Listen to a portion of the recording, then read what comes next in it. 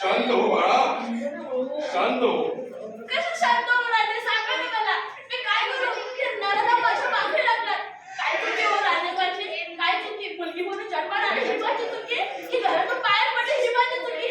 सांगा ना राजे, सांगा. जेव्हा हा साम्राज्य होतं तेव्हा मुली आपल्याला सुरक्षित होत्या, पण आता आम्हाला घरातून बाहेर पडताना सुद्धा राजे भीती वाटते. हो राजे, भीती वाटते. राजे, तुम्ही आलात ना? तुम्ही आलात ना? असं नाही करा ना बरं, असं नाही करा. मला वाचवा राजे. नाही मुली, आम्ही येथे तुला वाचवण्यासाठी आलेलो आहे. काय?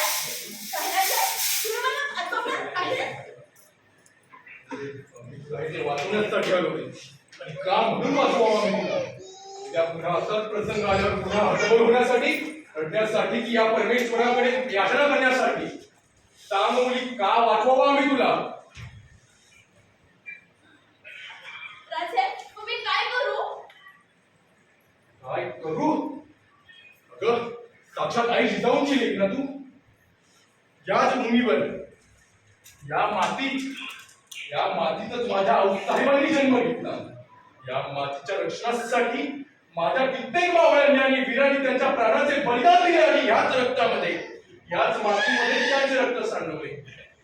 या पवित्र मातीमध्ये जन्माला आलेली लेक ना तू, शिवरायांची शिवकन्या ना तू. आणि रडल्या पलीकडे आमच्याकडे दुसरं काय बरे असे शब्द उगारतेस? त्या औरंगजेबाच्या कैदेत 40 दिवस असताना आम्हाला जितक्या यातना झाल्या नाहीत, त्यापेक्षा कितीतरी जास्त पटीने यातना तुझी आणि या स्वराज्यातल्या प्रत्येक मुलीची अवस्था अवनमस्त होत आहे. याच परिस्थितीसाठी आम्ही त्या शिखरांना सामोरे गेलो होतो का? आणि हे असं स्वराज्य आमच्या आऊसाहेबांचं स्वप्न होतं. माझ्या आबासाहेबांनी त्यांचं संपूर्ण आयुष्य त्या स्वराज्यासाठी बहाल केलं. हे असं स्वराज्य निर्माण होण्यासाठी माझ्या प्रत्येक मावळ्याच्या बलिदानाचं फळ म्हणजे हे स्वराज्य. आणि त्या स्वराज्यात या अशी दशा हे पाहून फक्त मनाला यातना आणि यातना होत आहेत. आमच्या आबासाहेबांनी ज्या स्वराज्याचं रामराज्य करून जे स्वराज्य प्रस्थापित केलं, त्या स्वराज्याची रावणाची लंका बघून बसलीये. याच गोष्टीची खंत वाटते आम्हाला. राजे, राजे, या नावड्याच्या लंकेला नामोच्चार करा ना. राजे, तुम्ही पुन्हा जन्माला या. छत्रपती शिवाजी महाराज, तुम्ही पुन्हा जन्माला या. पुन्हा जन्माला या हो. पुन्हा जन्माला यावं? छत्रपती शिवाजी महाराजांनी पुन्हा जन्माला यावं?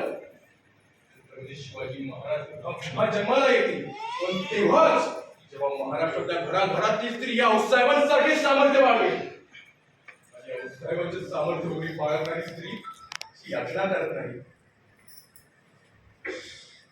ये मुली, हे अशी आमच्या समोर ये.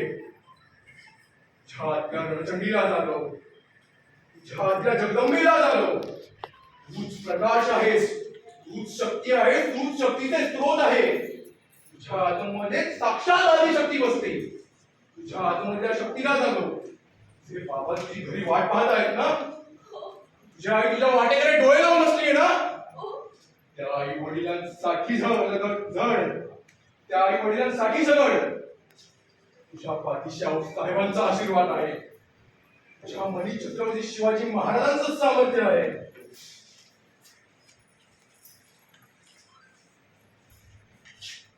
तुझ्या मस्तकी या स्वराज्याचा विजय तिलक आणि हाती या संभाजीची तलवार आहे. स्वतःच्या शक्तीला ओळख आणि त्या असुरांचा नायनाट करून टाक. जा मुली, जा. साक्षात आई जगदंबा तुझ्या पाठीशी उभी आहे. जा.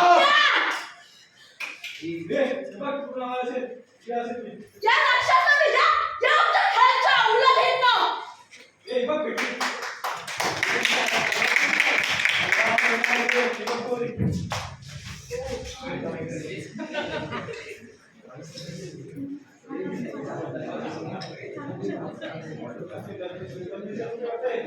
साक्षात जगदंबा.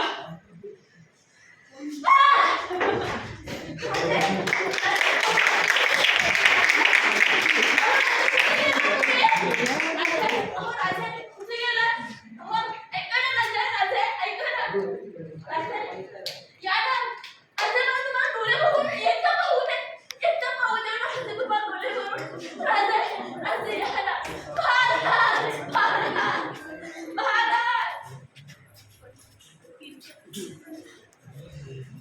महाराज, या ना, तुमची गरज आम्हा सर्वांना आहे. महाराज, या प्रत्येक व्यक्तीला तुमची गरज आहे. महाराज.